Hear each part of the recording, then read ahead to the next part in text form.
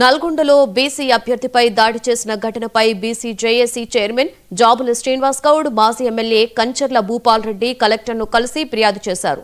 General స్థానంలో పోటీ చేస్తున్న బీసీ అభ్యర్థులపై రాష్ట్రంలో అగ్రకులాలు బెదిరిస్తూ దౌర్జన్యాలకి పాల్పడుతున్నారని జాబుల కలెక్టర్కు చెప్పారు.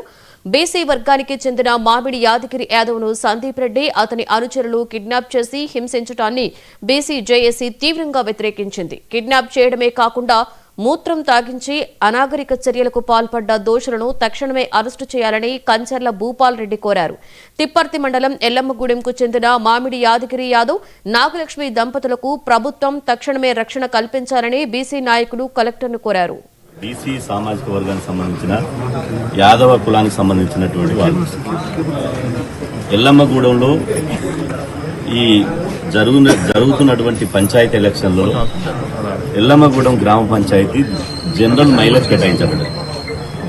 ఈ జనరల్ మహిళకు కేటాయించడంతో జనరల్ మహిళలో బీసీ అభ్యర్థిగా నామినేషన్ వేయాలనే ఒక ప్రయత్నంలో నాగలక్ష్మి అదేవిధంగా యాదగిరి గారు ఇద్దరు ప్రయత్నం చేస్తుండటంతో అగ్రకులానికి సంబంధించినటువంటి సందీప్ రెడ్డి అదేవిధంగా ఇతరులు ఇలా దారుణంగా కిడ్నాప్ చేసి హింసించి భౌతికంగా వారిని మానసికంగా భౌతికంగా దాడి చేసి ఒక స్వాతంత్రం వచ్చిన తర్వాత 80 సంవత్సరాల భారతదేశ చరిత్రలో అవమానీయమైనటువంటి అనాగరికమైనటువంటి ఒక దుశ్చర్య ఏంటంటే మూత్రం దాపియడం.